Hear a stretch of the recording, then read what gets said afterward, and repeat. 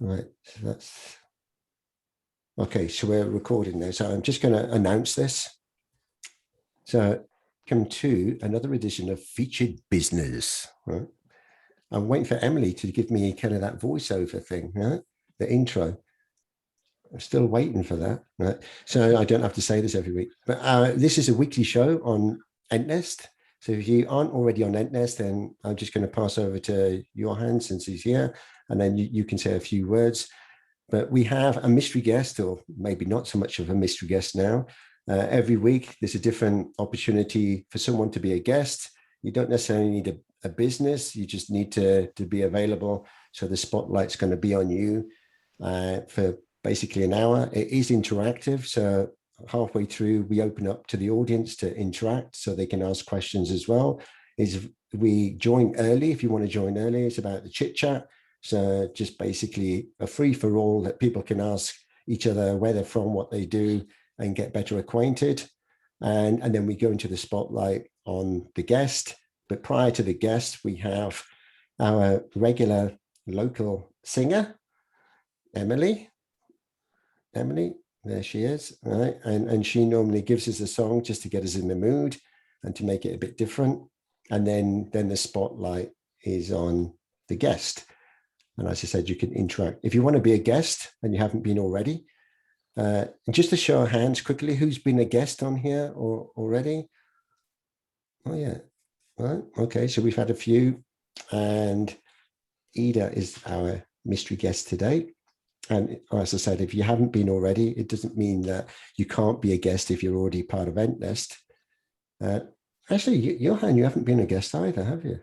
I don't think I have, no. But there's always time for that, I guess, later on. But Yeah. this is more about the rest of the people. So, yeah. So on that note, maybe if you could just also just give us an introduction into 𝗬𝗏𝗧 and who you are. Okay, great. Thank you for having me, and thank you for being such a great host. I think this is exactly what 𝗬𝗏𝗧 is about, humane interaction, and I think we're missing that to a large extent in social media today. So 𝗬𝗏𝗧 is a new and unique type of social media specifically for the entrepreneurship ecosystem. We really believe that we need to have more trust, accountability, and consequences from bad behavior. So we really want to keep the good people, you guys, and we need to make sure, of course, that there's more connections and more opportunities for creating synergies and complementary services. And that's what we're seeing more and more happening through 𝗬𝗏𝗧 now. So yeah, that's a brief on 𝗬𝗏𝗧. Myself, I'm Swedish, but living in Geneva since many times, worked 20 years for one of the world's largest fast-moving consumer goods companies, but weren't completely pleased with only delivering bottom line results to the big corporations. So wanted to do something else, and here I am. I'm the founder of 𝗬𝗏𝗧, and I'm very much looking forward to knowing more about Ida now. I'm sure it's going to be a lot of surprises in there for me also. Excellent. Thank you. You're welcome. So just to show hands, who's part of 𝗬𝗏𝗧? I mean, not as in a member of 𝗬𝗏𝗧, but actually works for 𝗬𝗏𝗧. There's some 𝗬𝗏𝗧ers here. Right. Dominic, you are as well, aren't you? Right, you didn't show your hand. Right, so there's a few here anyway. Right. I think one way or the other, we are all working for 𝗬𝗏𝗧. Well, yes, I think so. We're all pretty much ambassadors of 𝗬𝗏𝗧 because we're always promoting as well. So as I said, we kick this off with something special, which is a bit different to kind of other kind of podcast type events. And with Emily. So Emily, just a few words about you and then what you're going to sing today. Hi, everybody. So I'm Emily. I'm based in Lausanne in Switzerland, but I'm originally from London in the UK. And I have a business over here teaching children piano and singing and doing various sort of creative things for kids, like events, holiday camps, birthday parties and stuff. Okay, so the song I'm going to do today is actually quite a sad song. I usually do very happy songs, but today I really like this song, so hopefully you guys will like it too. But sorry for to kill the mood slightly. So Emily, you do lots of cover songs. Do you write any of your own? I write loads of my own songs, but I'm just not quite brave enough to share Okay. them. And you're on your own today, or you're with anyone? I'm on my own. All right, because Emily like sings with different people. She's done with a drama. She's done with school kids, all sorts. Yeah. Right. Okay, so over to Emily. Okay.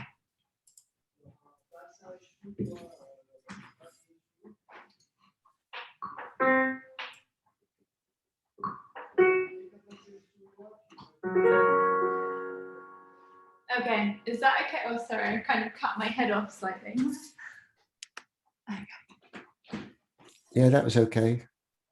Okay, cool.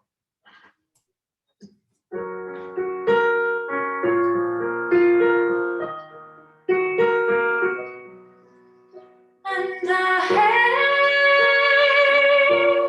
to say I love you when it's so hard for me. And I hate to say I want you when you make it so clear you don't want me. I never ask you, 'cause deep down I'm certain I know what you'd say. You say, I'm sorry, believe me, I love you, but not in that way. And I hate to say I need you. I'm so reliant, I'm so dependent, I'm such a fool. When you're not there, I find myself singing the blues. Can't bear, can't face the truth. You will never know that feeling. You will never see through these eyes. I never ask you, 'cause deep down I'm certain I know what you say. You say, I'm sorry, believe me, I love you, but not in that way. You say, I'm sorry, believe me, I love you, but not in that way.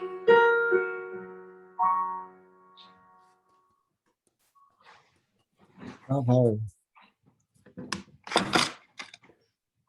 Excellent. Thank you. Another marvelous song.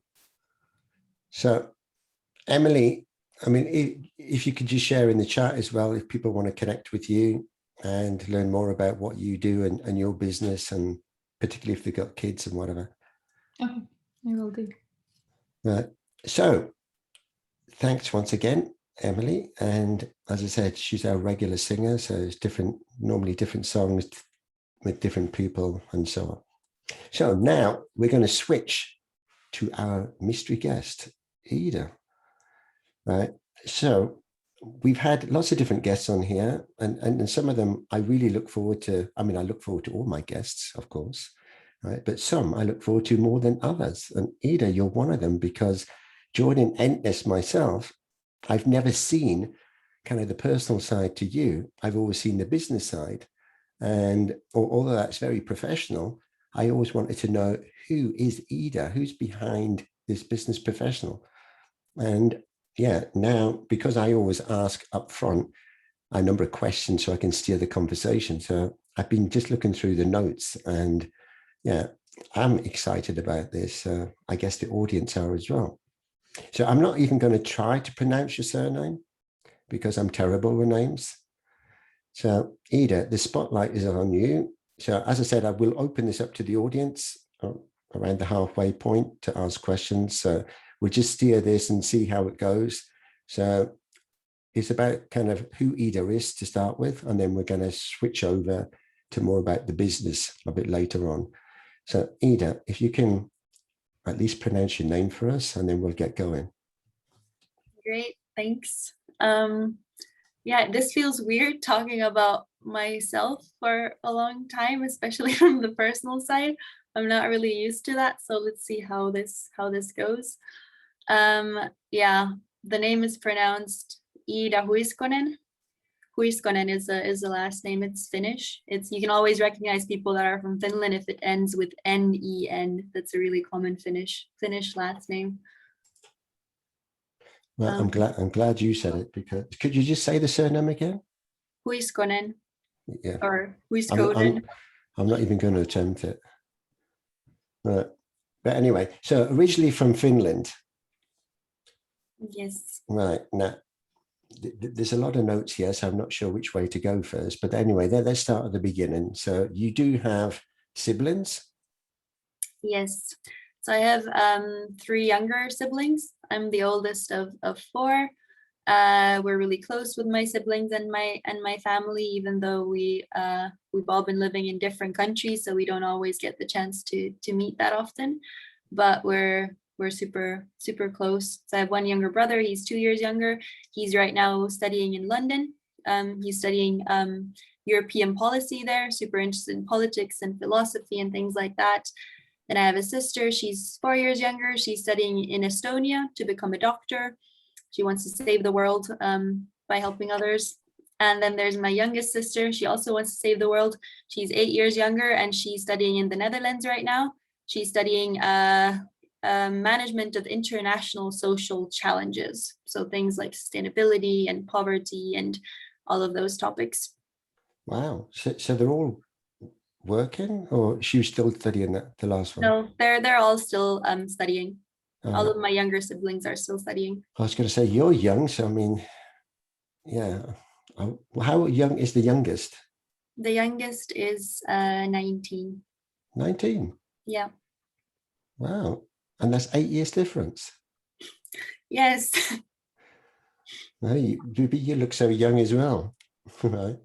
But anyway, well, we're not going to pry on that. But I mean, you're looking very young. So were they all born in Finland? Because you said your parents moved a lot. Yeah, so everyone except the youngest one was born in Finland. My youngest sister, she was born in Japan, Tokyo. We lived there when I was 6 to 8 years old for 3 years. So Okay. that's also where I learned to speak English when I was young and got like the first experience in international world. And I think that also made me more open to moving around and being in an international environment, because I was exposed to it from a young age. So we're going to come on to that in a minute, because you've traveled a lot, right? So was it because of your parents' profession or something that you moved around so many times? Actually, with my parents, when I was young, we didn't travel around that much. So we just mostly, I was in Finland, but then we just had this period of 3 years when we were in Tokyo. But after that, we came back to Finland. But then when I was then done with my studies in Finland, like high school, then I decided to move to the Netherlands to study there, because I didn't really want to stay in Finland because it's a pretty small place, and I felt like I could learn a lot more if I would be living somewhere else. I think just the fact that you live in a different country, you learn so much just in the day-to-day life. Like if I imagined if I would go to university in Finland, then I would of course be learning more stuff at the university, what they teach from the books, but in the daily life, I wouldn't be that much exposed to new situations and ways of thinking and perspectives. So I thought that I would, learn more and grow if I would go outside my comfort zone. So that's why I moved to the Netherlands. And since then I've been living in a few different places. So where in the Netherlands did you live? In Rotterdam. All right. So there's other people here in Rotterdam. Who's in Rotterdam? Yvette. Right. Yeah, there's also quite a few people in the 𝗬𝗏 team who are studying in Rotterdam. We have really strong ties there, and that's also how I know David, Johan's son, because we did the same study program in the Netherlands. So this is, I know we're going to come on to that later, but this is how you got involved in 𝗬𝗏, because you met David. Yeah, because I mean, yeah, we did the same study program. So like I didn't know David that well during the studies, but then like we were connected, and then he reached out to me because he knew that I was interested in working in the area of startups and supporting entrepreneurship. So that's why he then reached out to me about a year ago. Okay, right. We'll just park that one for now. So we're still on about you at the moment. So how long did you live in the Netherlands for? In total, I lived there for almost 4 years with some breaks in between. Okay. Yeah. Did you ever learn Dutch? Yes. Yeah. I can understand quite a lot of Dutch, and I can also speak a little bit, but yeah, not like super much. Yeah, my extent was 𝗘𝗔𝗖𝗛, alsjeblieft, dankjewel. Yeah, that's pretty good. I think you can get by with that. Yeah, And and showing the thumbs up. yeah, 𝗬𝗢𝗨𝗥𝗏, alsjeblieft. And then I didn't starve. Yeah, I also understood all of that, so that speaks for my skills as well. Right. Okay, so from the Netherlands, I mean, you mentioned here you've traveled a lot. So that was before you went to the Netherlands, or? No, that was mostly like during and after. So during my studies there, I did I did an exchange semester in China. That was interesting. 5 months in China. And then I also after my bachelor studies, I wanted to get some working experience. So then I started working. I found a job in Prague in Czech Republic, and I was working there for HP, so like a really big corporate.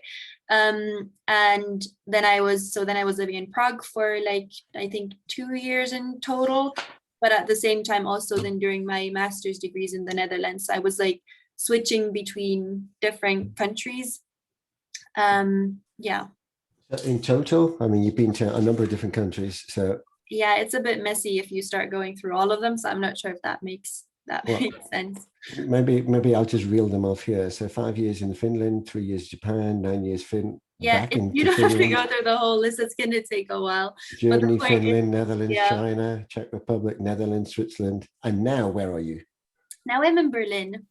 So I decided, yeah, basically the year 2020 was a bit of a mess for me. I was all over the place. I started the year with moving to Switzerland. So at the end of 2019, I quit my job in the corporate world, and then I found a new job in Switzerland. So then I moved to Zurich. And then I was there for like 2 months, and then the whole COVID pandemic situation hit. And that, of course, changed a lot. The company that I moved to Zurich for, it was a startup, and their revenues were mostly based on events as well as co-working spaces. And of course, all of that was then canceled because of the pandemic. So they lost all their revenues, and because of that, they didn't have a budget to pay my salary. So they had to fire me, and that was in April 2020, exactly a year ago. So then I was in the situation of, okay, I moved to Zurich for them, and now they had to fire me. Now what do? I can't stay in Switzerland without a salary. So then I went back to Prague, where I was before Switzerland. The reason why I originally went to Prague was because of my ex-partner. He was from Slovakia, or he is from Slovakia. He's still alive, but we're not together anymore. So he was living in Prague. That's why I went there. So then I went back to Prague, but then we decided to end the relationship. So then I didn't live in Prague anymore either. And I was in the situation of no job, no relationship, no real stable home. And yeah, that was the situation. And then I was like, now what should I do? And that's actually, that's the time when David reached out to me as well. So I started right, helping. Let's just park that there. Keep people in suspense a minute. Okay. Let's go back a bit more and find out a bit more about you personally. So hobbies and things. So as a child, what did you do? I always did a lot of sports. Sports is like my thing. when I was, I think, like 8 years old or something, I started swimming. And then that evolved into like competitive swimming. So I was like doing competitions and training a lot. So basically most of my free time from when I was 8 till 18 years old was spent at the swimming pool. So with competitive swimming, I mean, you're doing it for the school or the county or something? Yeah, like a swimming club. Yeah, that's how it is in Finland. It's not like through the school or anything. It's just like a swimming club. But you've got certificates and things or medals and trophies for swimming? Yeah, like I was, especially in the end, I was training a lot. Like I was in the training in the same group as the people who were like doing it professionally. So some of like the people in the same group where I was swimming, they were going to the Europeans and the World Championships and the Olympics, and some of them are still now swimming. So it's really cool to now see them get great results on TV and stuff, and wonder what would have happened if I would have continued as well. You didn't race them? I mean, have a swimming competition against these? Well, yeah, I was training with them and in the same competitions in the Finnish championships. So my level was sort of like on the Finnish national level, but I didn't go to the international. So we could have seen you in the Olympics. Well, I don't. If you'd pursued it. Well, like the thing is with swimming is that you really have to train a lot, because it's based on endurance. It's an endurance sport. So it's not enough if you train like 5 times a week. Sometimes, I hear these people who are doing other sports, and they're like world championships going there, and they train like 4 or 5 times a week. And that's not really possible with swimming. With swimming, you have to train like probably, how many days are there in a week? 12 times, like 12 trainings of 2 or 3 hours. Wow. So that's also what I was doing, like every morning before school, like 2 hours of swimming, and then I would go to school, and then after school I would do 2 hours of swimming plus 1 hour of gym as well. So you don't really have a life if you want to do that. Yeah, I can do a couple of lengths in the pool. Is that good? Yeah, that's good enough. You'll be in the Olympics next year. Actually, we're busy teaching our twins swimming at the moment, because we say how important it is to swim. So they're doing swimming classes at the moment. So with swimming, do you have a favorite kind of style? I was doing a lot of freestyle and backstroke. So yeah, 50, 100 and 200 meters freestyle and backstroke were the ones that I did the most. All right, okay. Not butterfly or anything. So Johan has to disappear now. Yeah, so nice of you to join. Yeah, thanks. Bye, Johan. Okay, so let's move away from the swimming, or we'll be talking about water all day long. All right, so let's see. So at school, when you did, from a young age, you knew what you wanted to do in life. You already had that. This is kind of, I mean, what inspired you when you were younger to kind of move into the direction that you're doing now? Because that evolved into your study and everything else.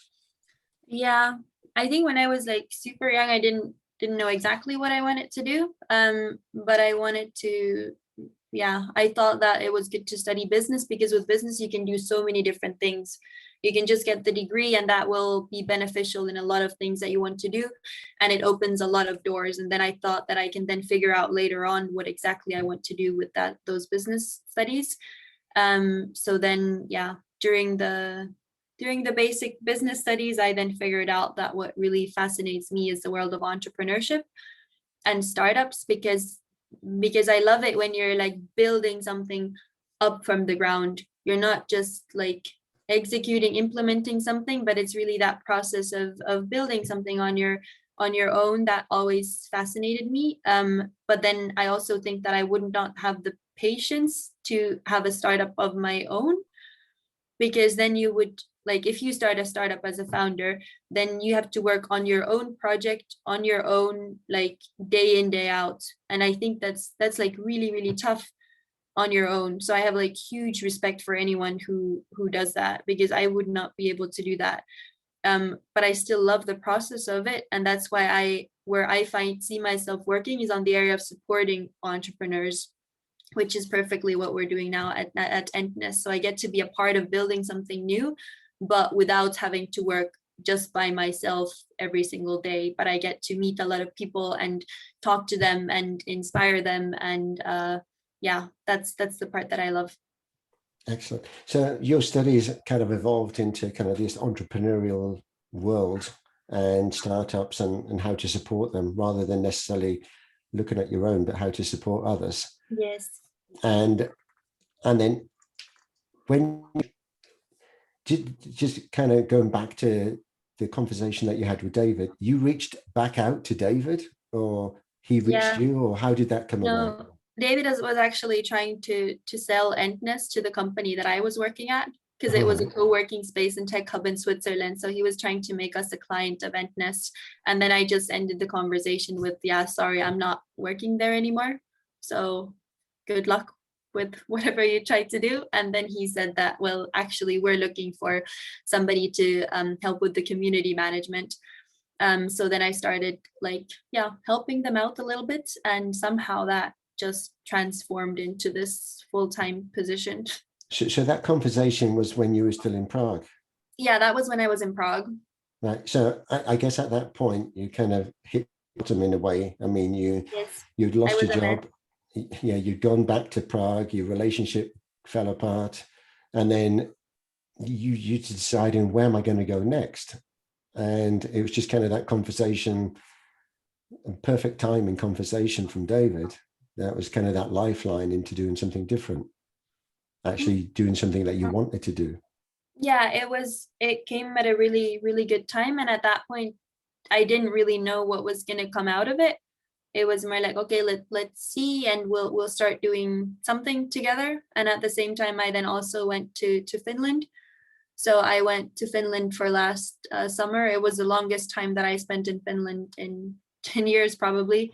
I stayed there for like 2.5 months, just with my extended family and with my friends, just like going back to the roots and appreciating that after all the traveling and moving around.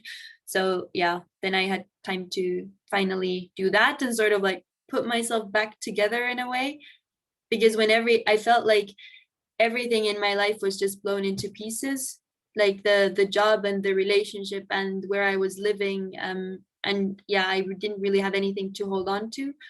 So that's why it was really important for me to spend that time in Finland first, to sort of remind myself of where I come from and who are the important people in my life and my values, and then like build up that foundation of not being dependent on the external things around you, that you don't build up your identity up on, okay, I'm this project manager in this company, and then if you lose that, then you lose yourself. But like you're more than that.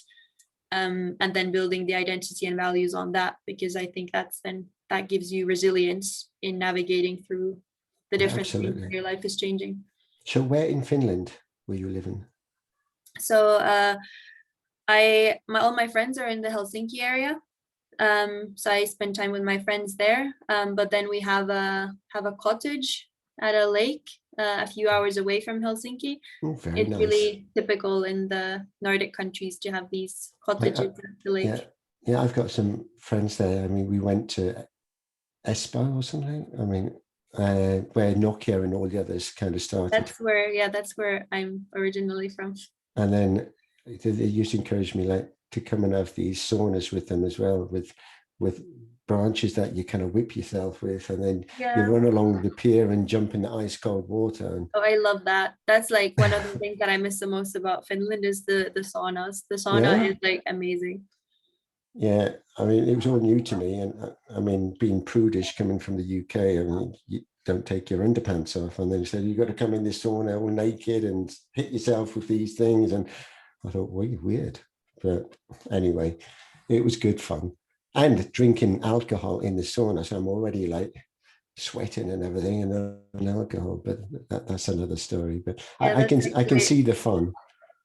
It's funny because for me, it was like normal. I never realized that it was something special. That's also if there's in Finland, if there's like a party or something, a student party, or if you're celebrating midsummer, it's always normal that at some point during the night of having fun with your friends, you all go to the sauna.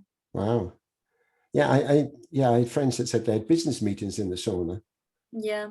I thought, okay, not necessarily for me, but anyway. So you then, so how did you end up in Berlin?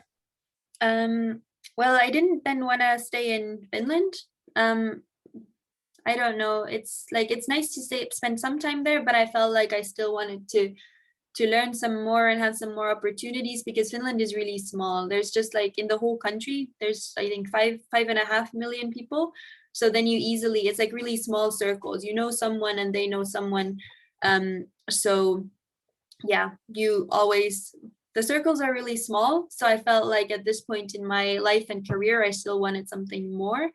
So then I started thinking about, okay, now I'm working remotely for 𝗬𝗏𝗏, and there's no office and everything can be handled online. So if I could choose wherever I want to live in the world, where would I like to work from?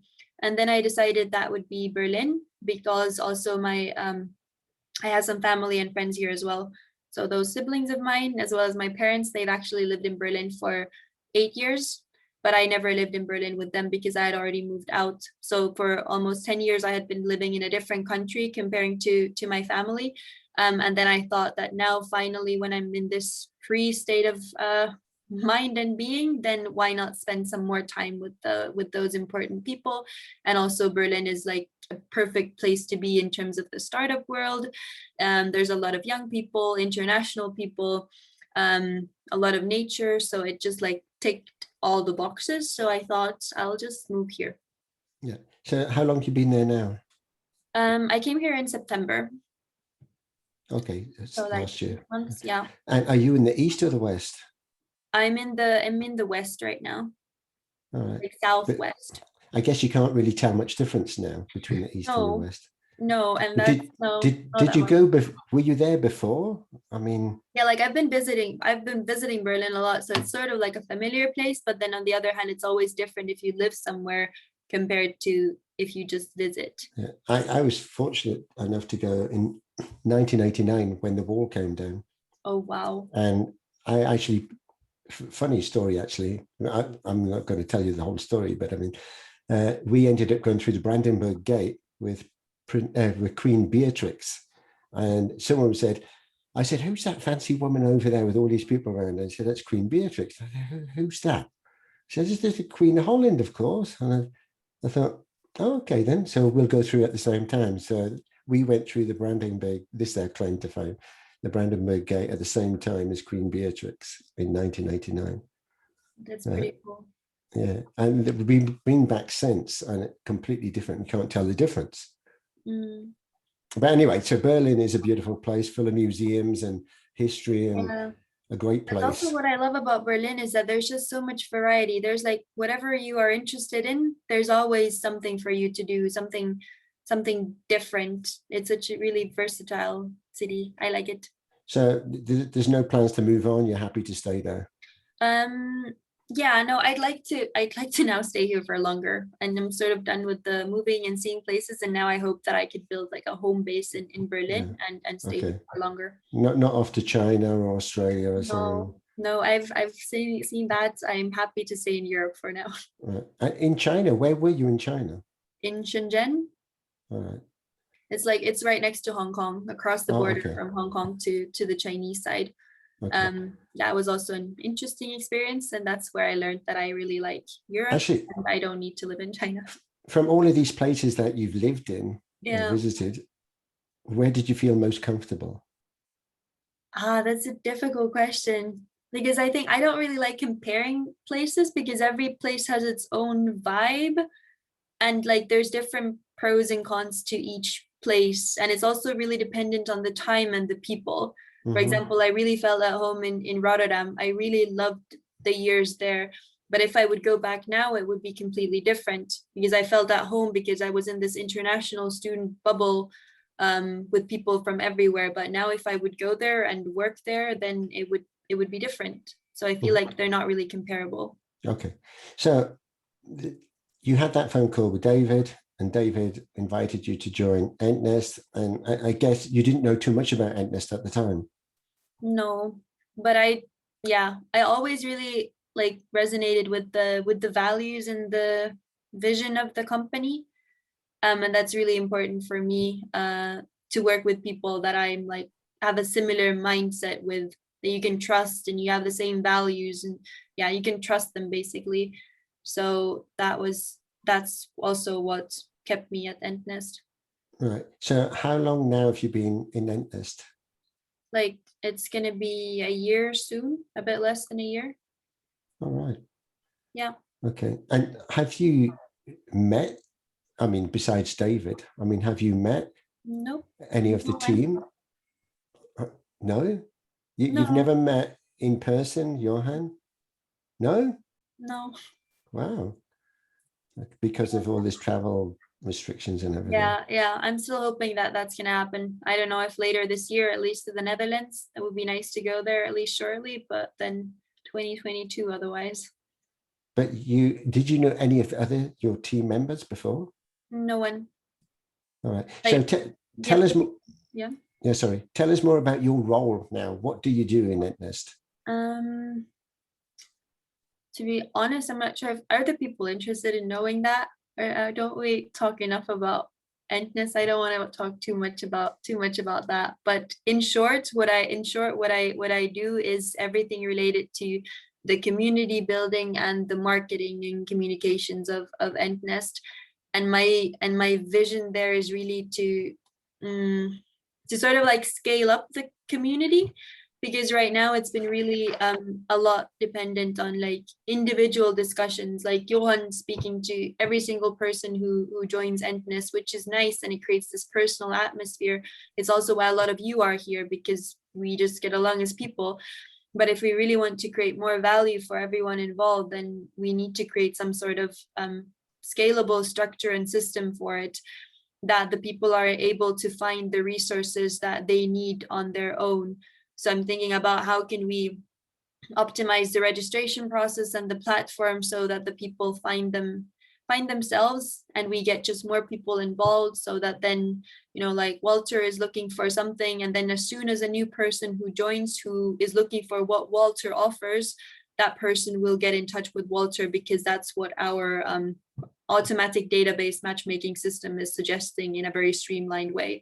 That would be the ideal scenario, but we're of course a little bit still far from that, but working towards it. And you have a team of people that you look after as well. Yes, I have my amazing team. We're really, really working together nicely. I feel like we managed to create this nice team vibe, even though we've also never met in person and we do everything virtually. But I've really tried to put a lot of effort into building that team feeling and making sure that we all like trust each other and yeah, support each other. Right. So you get involved in kind of a lot of activities and events and things that go on as well. And you either facilitate them, you're organizing, or you're doing things, but also you, for your own personal development, you do other things as well. Yeah, so I'm actually also like, I have my own projects, like already for a year now. I've also been interested in doing other things in addition to 𝗬𝗏𝗧 as well, but those just haven't materialized, because with 𝗬𝗏𝗧 it's just been so busy, and I've like prioritized that. But I really hope that I could soon like also move forward and publish some of those projects of my own.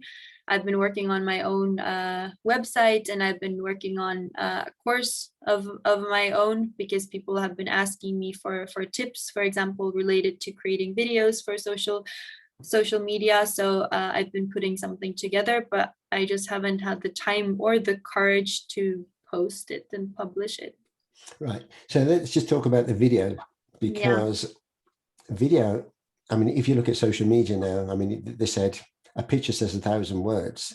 So now if you look at video, I mean, how many words does a video say in comparison? So video is kind of the main media type to use, although people still fear it and they don't like to do it. So, and a lot of the time they need a bit of hand holding. Yeah. So you also created a video, right? I mean, not just one, but many. But the way that you do it, to me, is very personal. And this is the difference between seeing something that is kind of very authentic in the way it's delivered, and the way that you can see things are more marketing type, and then they're just pushing kind of spammy type messages out there. Now, so you actually give training on that. Yes, or I want to start giving training on that because yeah, people were interested in that, and they liked the way in which I did videos. And I also saw I also really believe in the power of videos because I myself have seen the potential of them. I told earlier that I just quit my job at HP in the corporate world end of 2019. So that's a bit more than a year ago. So actually from the startup world and supporting entrepreneurs, I have a year of experience. And I always, but I felt like I had something to offer, but then I felt like I was lacking the credibility and the network. And now if you fast forward 1 year, it's like people are contacting me to ask me to share my insights about topics that I've only been working with for a short time. And that's purely because I put those videos out there and I showed what I think in a way that people resonated with. And because of that, people now for some reason trust me and want to work with me. So yeah, it's been really cool also for me to see that potential and the opportunities that it has opened up for me. Exactly. So one of the most memorable ones that I remember is you did one. I mean, I use it as a reference actually because I think it's excellent. So I'm just going to explain what it is. So it was a video that you did, very, very authentic. I mean, you just talked about kind of your current situation. So, and some statistics on that. So at the time you had, let's just see how many now you've got, right? At the time I had probably right. So you had, at the time, you had 848 first degree connections on LinkedIn. Right? And you put out a video, 1 minute, 17 seconds. I remember it because I always say that it should be between 2 minutes, 1 to 2 minutes, and very authentic. I mean, so much authentic that you could hear traffic in the background of the video. And yeah, it was just cool in my opinion, right? So you did that, you explained kind of your current situation, and it went viral. I mean, in the way that from only 848 connections, yeah, I think within 2 days you had 5,700 views, and then it kind of topped to over 7,500 whatever views in the end. So it was excellent. And yeah, a lot of people put videos out there and they're lucky if they get 1 or 2 views, or it just falls into a black hole, or it doesn't gain the momentum or the visibility that they expected. So this is something that also, as part of what you do, because you've done many more since then, but kind of in the same style, which yeah. I like, because and it's not. Yeah, maybe not related to the views. That's also something that I was then actually a little bit upset about, because then the videos that I did afterwards, they did not get that many views. They're like, normally now it's around 2,000 maybe. But then that was nothing compared to the first one. And I think that's also because the LinkedIn algorithms, they reward you if you do something new. Like if you post for the first time in a long time, they give you a lot of views. So then you get like hooked into this. Oh, wow, I can get so many views. And then when you do it the next time, they're going to give you less. So then you're always trying to go back to that. So I think that's what happened to me as well. But that wasn't a bad thing, because it's also about, I mean, the impressions themselves don't really give you anything.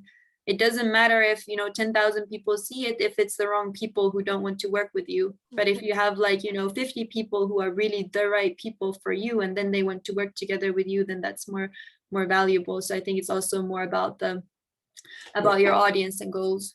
Exactly. It's like doing a show. I mean, maybe you could do this on Clubhouse and have thousands of people on, but you're not going to see thousands of people. You can only hear them. Well, maybe you can't even hear them. You have to invite them to talk as well.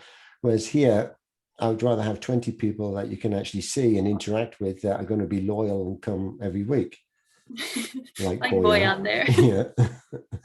Right, because it brings value to people. And it's interesting to know each other's stories, because we all have a story to tell. And maybe we go off in a different direction, but it's also motivational, because what you're telling us, particularly when you hit rock bottom, there is like kind of a guiding light, and something to look forward to, and it can work out. But I mean, what you say, particularly in 𝗏𝗏, is all about collaboration. I mean, if you can show people how to do videos, then they can use them in their business. But most of the people don't want to do videos because they fear doing a video. So you can help them overcome that, and how you did it, and kind of handhold them on that journey, because videos are probably the #1 media type. It's just that people don't do it, fear doing it. Yeah. So anyway, speaking of the people in the audience, should we open it up for yes, discussion? yes. Because as I said, I feel really uncomfortable just talking about myself, and I don't know if anyone's interested in this. So what would you like to hear? Yeah, you had some, actually did you have some questions for the audience? Or do you want? Let's start with the questions from the audience. Okay, so everyone can come off mute, and you can interact now and ask any questions, and then we'll see how it goes. Bojan. Thank you. I have a lot of friends from Finland, and also recently read that Finland is among the first countries in the world that people are of the level of happiness. So you're from Finland, but you browse worldwide. You look happy. And do you feel happy? Yes, I feel happy. I feel very happy, and yeah, Finland has been named the happiest country for a couple of years in a row now. But I think that also it also, when you look at all these standards of what's the happiest country, it also depends on how you measure happiness, what is defined as happiness. And I think for the case in Finland and being there at the top, it's also about like quality of life and satisfaction with the basic things in life. With the Nordic welfare system is really good, and people are taken care of. So I guess that's why they top up there. And the other thing, if I can have second question, I read and also watch a lot about the Finnish educational system. Yeah, it's unique. It's like play games, very effective. So, but you how many years you attended this Finnish education? Most of my education, like 15 years I went to school in Finland. And it's really, I'm a strong believer in education. And some of the things that I really like about the Finnish system is, first of all, that education is highly valued, and teaching as a profession is highly valued. So it's really hard to get into the university to become a teacher. And if you are a teacher, you get paid really well and people appreciate it, which is not the case in other countries. And then on the other hand, what I also think is really nice is that what you also mentioned, learning by doing. So it's not just like learning from books, but we would always go to the forest and gather leaves and talk about what the trees look like and learn by doing, and also have breaks. It would always only be 45 minutes of like studying and then 15-minute break, and the kids would be forced to go outside and run and play. And then you come back and again 45 minutes and then you go outside again. So yeah. Yeah, Kat, you had a question.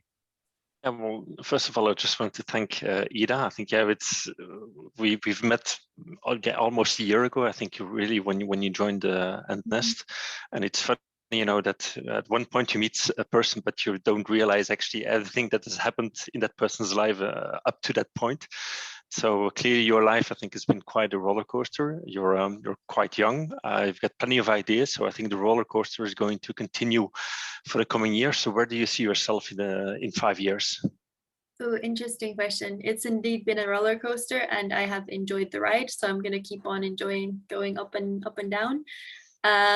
Where I see myself in 5 years, I don't know how to describe it in practice. And I also don't want to describe it like this city, this role with these people. But what I know is that I want to keep on working in the area of again, supporting startups, entrepreneurs, and other people, both individuals and organizations, who are aligned with my values. So the visions that I also have is more like on the higher level of how can we create more collaboration internationally between different startup ecosystems, startup hubs, to support entrepreneurship and startups in a more structured and efficient manner. So not just like on the micro level of, okay, I'm going to help this one startup, but how can the Finnish startup support the ecosystem, collaborate more with the Berlin and the one in the Netherlands, so we could create like a better system on a European level for creating more businesses that are doing something for good. That's my vision. Excellent. So because you like doing videos, you also wanted to promote kind of the entrepreneurial ecosystem. So I've seen your latest video. I don't know if it is your latest, maybe you have another one, but I mean, you have kind of 6 components of an ecosystem and 3 factors of importance for a successful ecosystem. So it's definitely worth checking that out. So maybe you can share these links as well so people can have a look at them. Yes. So it's the way that you deliver them, and really from kind of that first kind of raw video that you did to where you are now with the video, and I mean, using text and other things in there is excellent. I mean, I love the style now. So definitely worth checking that out if you want to know more. So yeah, Ida, have you got any questions to the audience? Maybe questions about, do people use video and why wouldn't they be using them or something?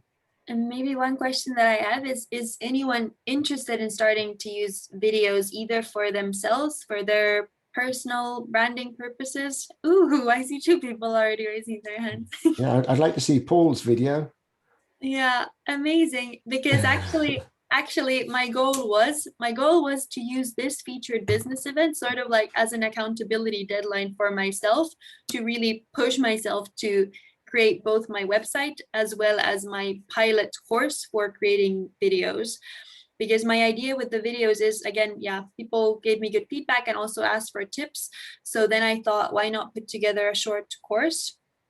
What I wanted to do is have it as a combination between me sharing some tips for how to get started in the form of a video, and then the participants of the course creating a first draft of their video based on the tips. And then us having like a one-on-one call with the people once they have created their first draft of the video, and then discussing it together, brainstorming, okay, what did you do now and how could we do it better and how does it fit with your overall goals for your business? Because I think that way we could get the most out of really making progress. I'm a strong believer in not just talking but really taking action. So if I deliver a course, it needs to be action oriented, results oriented. And because of that, it's important for me that a central piece of the course is really doing something. And that's why I think before I have a talk with someone, it makes sense for you to put in the effort to really think about it yourself and create a first draft. And then we can work together on making that first draft better. So that's sort of the idea that I have in mind. And during May, I would like to test this course concept out with 3 or 4 people, and then have them go through it, give me feedback on what works and what doesn't, so that then based on that, I could launch an improved version later. Okay, so let's see if we can get 3 or 4 people here. So there was a show of hands there. I think Paul is definitely one, right? So you've got, well, you've got them there. You've got Chris, you've got Walter, Boyan, Shana. That's amazing. Maybe we Sharon. can do more than. Right. Okay. So they should connect with you, and then you can I think that's program. the best. So what I can do is or I think everyone knows where to find me. There's not that many new people here. I can put my LinkedIn or 𝗬𝗏𝗏 profile in the chat, so you can send me a message if you're really interested. And I will also, or actually what I'm going to do is share those in the 𝗬𝗏𝗏 event. In the 𝗬𝗏𝗏 event, I'm also going to share more information about this course, brand new website. I'm going to push myself to say this because this is going to hold me accountable. You're going to be like the first people apart from really individual people who are going to see my website. It's a work in progress. So be kind and let me know if you have any feedback for what I should improve about the website. And then if you're interested, send me a message and then we'll get started with that pilot course. Excellent. Well, it looks like you've already got an audience there now. So that's what I'm saying. You come on here and you gain some visibility.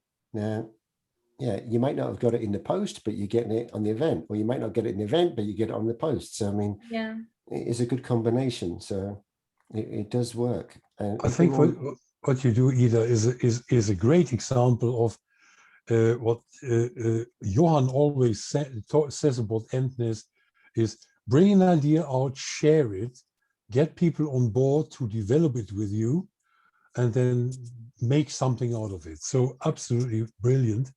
And yeah, thank you for making us all part of it, and for your offer. Oh, thank you. That warms my heart, Walter. Thank you so much. I send you a message. Beautiful. That was fast. Yeah, so I'm actually 𝗬𝗓𝗧's agent. So if you send all the money to me first, right? It's too late. Yeah, I'm joking. So anyway, so anything else you want to add, because we're getting near time now. So 𝗬𝗓. Oh, one more thing that I also promised to do, because I'm all about helping others and supporting Endness, is one of the interns within our team, 𝗬𝗘𝗔𝗖𝗛. She's so lovely. I love her. She is working on her thesis, and for this she has a really short survey about how members of Endness perceive Endness, and what, especially the part about value. How can we create and more value through Endness to the members? So if you have not yet filled this out, I would really, really appreciate it if you would. I just posted the link in the chat. It's just a few minutes about like what you need and if Endness is helping you with that or not. That was all I wanted to share. Right, excellent. I want to second that. I filled it in, and I think the questions are really all relevant, and it doesn't take a lot of time. So everyone who hasn't done it yet, just do it. And 𝗪𝗡 is nodding. I know he also already filled it in, so thank you for that. Yeah, I did it also. So thank you, James. Thank you to I everyone. did it as well, and I also had not long, but a chat with her about the questions. And yeah, I'm really looking forward to hearing, seeing the results of her thesis as well. Okay, so we're getting near time now. So was there anything else that you wanted to, I mean, all of these notes and everything, I'll save and I'll put them into Endness. If you're not already on Endness, because I know some of you have, if this is your first time, so you're not already in Endness, I did put in the chat right at the beginning a link to join, if you want to look at that before you miss the opportunity. So there's a chance to join. It doesn't cost you to join, but if you set up a venture profile, then there is a cost depending on what type of venture profile you want. Okay, so on that, yeah, 𝗬𝗓𝗧, yeah, was there anything else that you're going to also leave all the links and everything that people can catch up in Endness itself? Yeah, I leave them there. I think most of the people are there, and I can post my LinkedIn link here as well. Exactly. So yeah, post here for the people that aren't already in Endness so they can see, because we don't force you to join Endness if you don't wish, of course, but you still want to join the program. Okay, and yeah, as I was kind of just wrapping up, if you want to be a featured guest, you can just let me know. If you have already been a featured guest, then I'm working with a publisher at the moment to create a series of featured business guests in a book. So there'll be a number, I don't know what number at the moment, could be 10, 15 or so. And then you'll all have your section in the book, and then you can all be part of that. There will be a cost because I have to also pay an editor, a publisher, and everything else. But if you wish, then just let me know. And yeah, I'm moving forward with that anyway. And then we'll also have a forward by more of a celebrity to write something at the beginning. Right. I just wanted to, before we lose other people, if they have to go to other meetings, I just wanted to say thank you everyone for joining and listening. And if there's ever anything that I can help you with, if you're looking for a specific connection or something, send me a message. Sometimes I forget to reply. Don't take that personally. I'm just busy. Send me a reminder, and then I'll get back to you. So thank you for that, and know that I'm always willing to help. Excellent. So 𝗬𝗓𝗧, you were our 46th guest. So congratulations. You do get a badge, a featured business visibility impact badge. So I'll give you that later. And yeah, so thank you very much again. You've been an excellent guest. Now we all know a little bit more about you. So we kind of broken the ice as well. So that's great. And we know it wasn't such an easy ride. It was a roller coaster, as well as other people on here and being guests, so had a hell of a ride as well. And so thank you, everyone. Remember, it's every week at the same time. If you join early, you can join the chit chat. And I'd just like to thank you all the guests as well. I mean, the guests are the audience for participating.